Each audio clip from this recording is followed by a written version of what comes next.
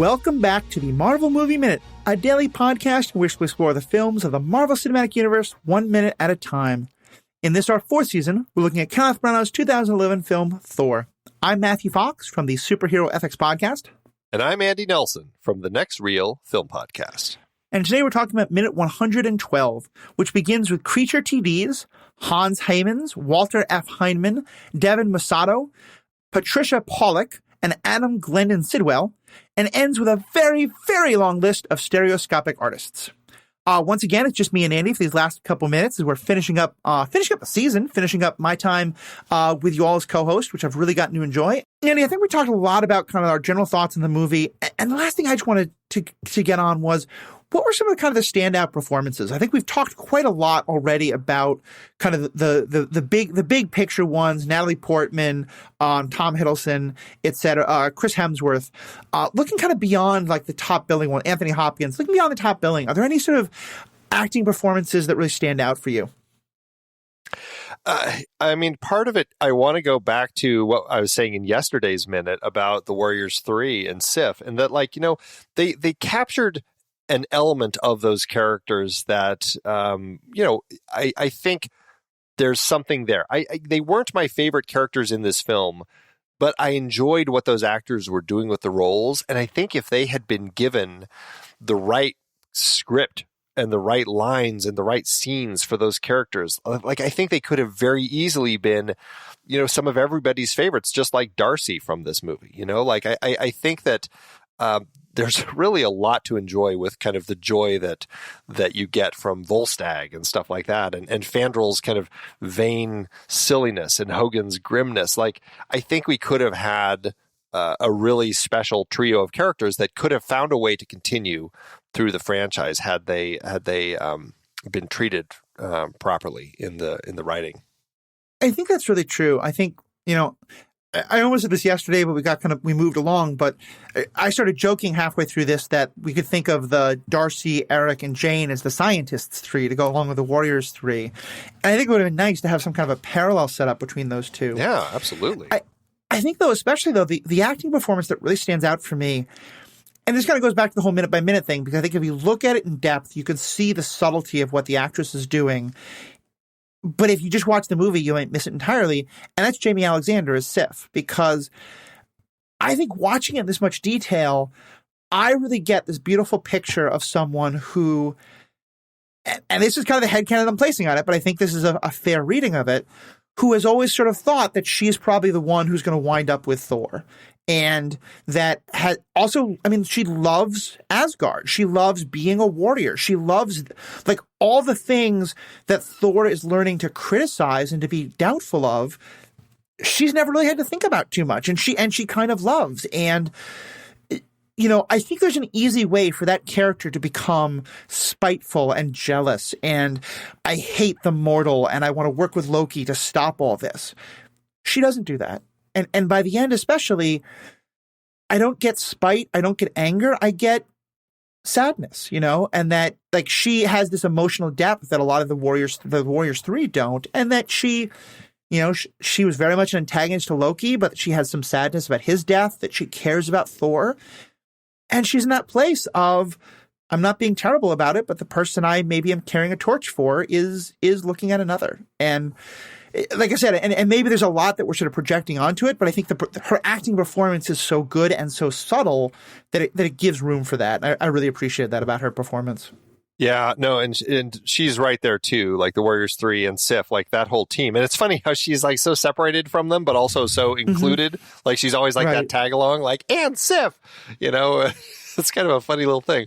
But I love that. And that's, I think, to your point, that's one of the things that, really stands out about her, because unlike the Warriors 3, she is named as a character and treated as a separate character. Whereas the Warriors 3, and we've talked about this, there's an element to them that feel like they come as a package, like, you know, and they each kind of have their own little shtick, and that's kind of what they are. But Sif is kind of a more well-rounded character in the film, and probably why we get more of her in the later films and, even in Agents of S.H.I.E.L.D. There's just something about her that I think is really nice and definitely a character that I don't think I ever appreciated as much until kind of watching her so closely over the course of it. Yeah, definitely. Yeah. All right, well, let's talk about some of the credits then. And again, this is me, just the non-movie industry person being an idiot.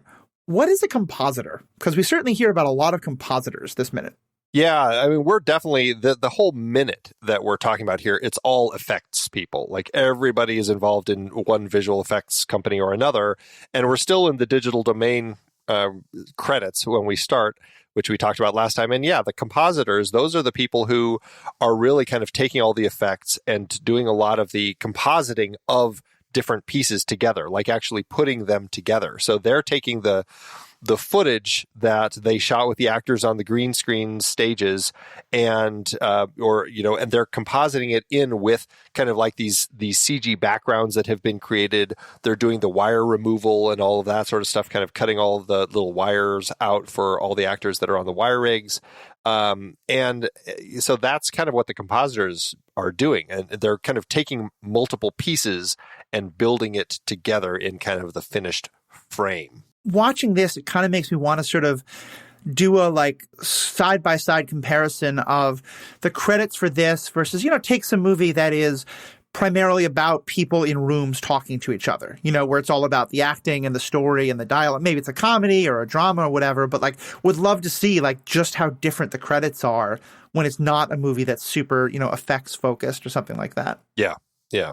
No, it's interesting. And, it's actually kind of fun to do. Every once in a while, you'll find these on the bonus features, or sometimes they'll post it up to YouTube. But it's kind of fun to watch either the effects teams will put out kind of the little reels of what work they did on a film. And it's kind of fun to see how just kind of boring and human everything looks when it's just the green screen stuff. And the funniest for me is the stuff where it's Thor taking flight or something, and you just see Chris Hemsworth do this little jump and then come back down to the ground, and it's that's it. And then they take it from that moment and kind of erase his body back on the ground, and then just have it flying up into space and whatever. And it's always fun to watch those little effects reels that they do. I'm sure. And so we do get a number of other companies now. Do we want to kind of talk about some of those individually? Yeah, let's just kind of go through some of these, and we can talk about just briefly what each of them, what their role was for the film. Sure. So first, let's do Fuel VFX, which I assume is Fuel Visual Special Effects. Correct. Fuel had, they got involved in this in 2009, working with Marvel, and they did some work on Iron Man 2. And so they came on this, they worked on some of the Bifrost shots, not all of them, but some of them, because one of the other companies on this list also did some Bifrost shots, but they did some of the Bifrost stuff. And then they also did all the work in Odin's chamber with, as you call it, the Odin jelly, kind of that, the golden glow that's over Odin. So that was really what they specifically focused on. So that wasn't Anthony Hopkins having to have someone make 1,000 packages of Jello and wrap them around him or something like that? Exactly. No, practical effects. Give us practical jelly. And then he would eat his way out when they call rap. So that's Fuel VFX. Okay, cool. And then we have Luma Pictures and Evil Eye Pictures. So Luma Pictures, their specific thing that they focused on was the Destroyer. They did all of the. There was an actual Destroyer, I believe it was a 10-foot tall thing that they had on set for some of the shots. But, it obviously wasn't really mobile or anything. They would just kind of set it up and do a little bit of stuff with it. Largely, though, it was kind of this CG one that they had created. And so they did some great work with that. They also did the Bifrost, the atmospherics and effects, and the big tornadoes and some of the fire destruction. So their Destroyer work, I really like. Some of their stuff that they did, I wasn't as much a fan of when it comes to the atmospherics. We talked about some of the clouds not looking that realistic, the big tornado, some of the fire effects. That's, some of the stuff that I was a little less impressed with. But man, the Destroyer, I love everything about the Destroyer. Yeah, that's super fair. And what about Evil Eye Pictures? Evil Eye Pictures, I believe they did a lot of the stuff on Asgard, like I believe it was stuff like at the very beginning when Thor comes into the throne room to raises his hammer and he's walking down to see his dad and everything. At the very beginning, I think that they did a lot of set expansion, adding crowds and stuff like that. Okay, cool. And it's again interesting that it's so, because you'd think again, wouldn't it be easier to just have one company that's big enough to do all of this? But I guess because we're talking about very specifically different kinds of things, and so one company might specialize more in this one particular area, and somebody else in a different area. Exactly, and I think a lot of it is there really isn't. I mean, you can see the names. No company has this many people. There's just so many people that you have to get to work on this sort of stuff. It's a little overwhelming, and a lot of it, these companies have so much work to do, and unfortunately, sometimes overwork their people. There was a big story right around this time actually when Life of Pi was such a big, beautifully created CG movie, and the company that did all the effects for it won Best Visual Effects at the Oscars, and they had already gone bankrupt because the movie it put them out of business because they had so much work to do. Wow. They didn't get paid enough to pay all of their people, and they had to declare bankruptcy and shut down. Oh, that's terrible. That's what happens with some of these visual effects companies. It's very frustrating. Yeah, and so it's a hard balance of giving these film people what they want, and also finding a way to kind of manage the business in a way where you're not, running it into the ground. Yeah, I think I may have told the story before. This is more on sort of the factory aspect of this all. But I had a good friend who, he had gotten his degree in computer animation, gotten a master's degree in it, and then got hired by Pixar. And this was when they were making the Happy Feet movie. And so he was super excited. And then he went to Australia for 2 years. We didn't really talk to him, and he came back. And he was so disillusioned with the whole industry and wanted nothing to do with it because, he was a guy right out of school. He had all these ideas and he clearly had no idea what he was getting into.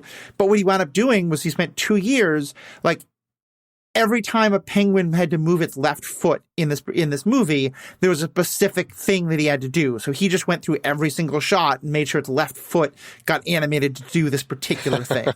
And it was just yeah, when you have this many people animating this, and that's animation, not CGI, but there's obviously a lot of crossover there. You can see why it should be. This isn't just the artistry, it's amazing, and I'm not taking that away, but clearly there's just so much just busy work that has to get done to make this all happen. Yeah, that's exactly what it is.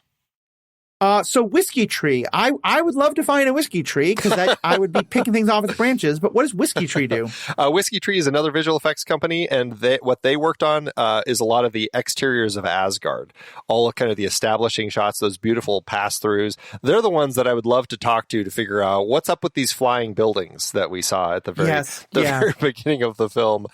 They also did all the stuff when you saw Thor and Loki talking. As Loki convinces Thor, by way of deception, to go to Jotunheim and invade.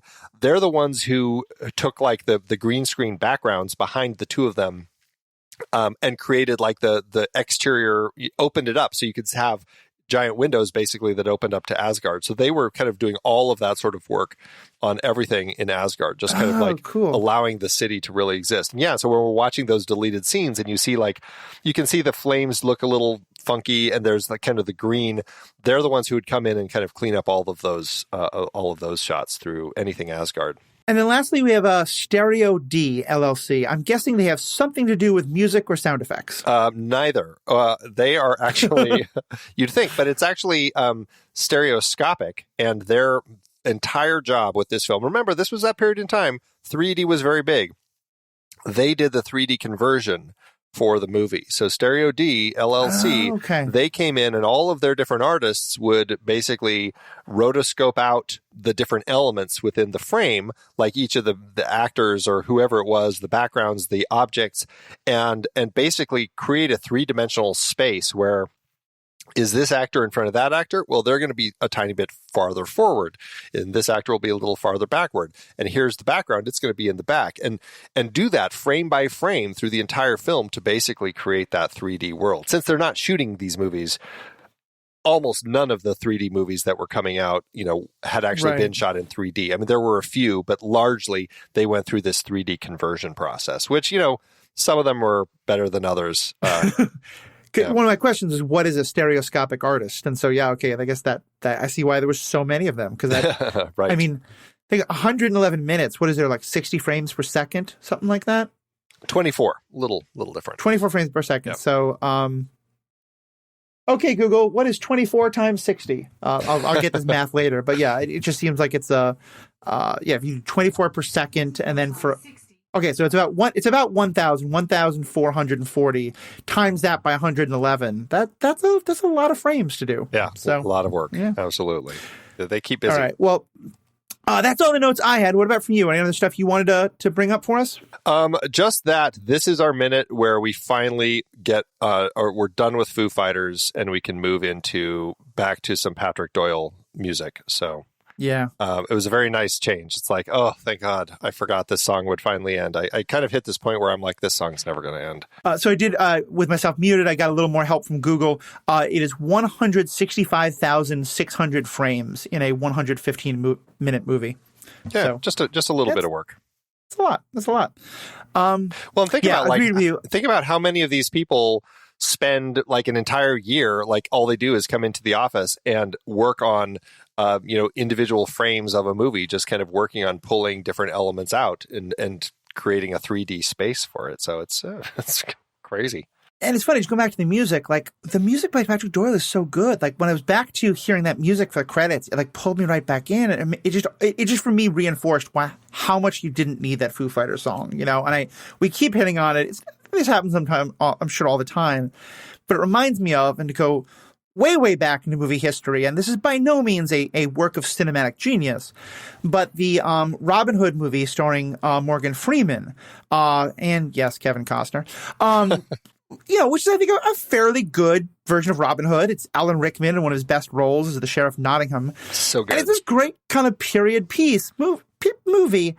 And then it ends with a Bryan Adams soft pop love song. And, like, don't get me wrong, I love me some Bryan Adams, but wow, that was the wrong, fit for that movie in the credits. So, but at least in that context of that movie, and this is just a little bit of justification, he worked with Michael Kamen, the composer, and Michael Kamen, they actually integrated the theme from the song into the love theme in the movie. So at least there is that integration between the two. So I do need to let people know, I did not warn Andy that I was going to make a poll from a mid 80s 90 Robin Hood movie. 91. He just has all of this information at the touch of his fingers. That's right. So that's right. That's impressive. Right. Some might say maybe pathetic, but that's what it is. Look, the amount I can tell you about, crot dragons and stuff like that in Star Wars. Crate dragons. Yeah, because someone's going to yell at me about my pronunciation. All right, Andy, help get me out of the Star Wars morass. Any last things you want to say, or can we wrap up for the minute? I think we should wrap this one up. Let's close shop for the day, and we'll be back tomorrow to talk about 113. Awesome. Well, Andy, as always, thank you so much to our fans.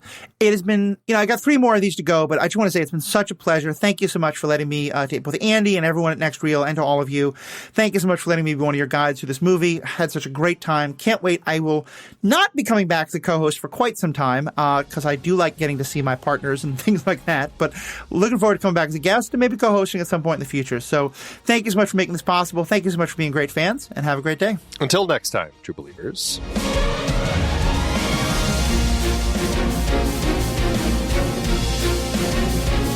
Marvel Movie Minute is a production of True Story FM, engineering by Andy Nelson. This season's music is One Last Ride by Martin Puringer. Find the show at truestory.fm, and if your podcast app allows ratings and reviews, consider doing that for this show.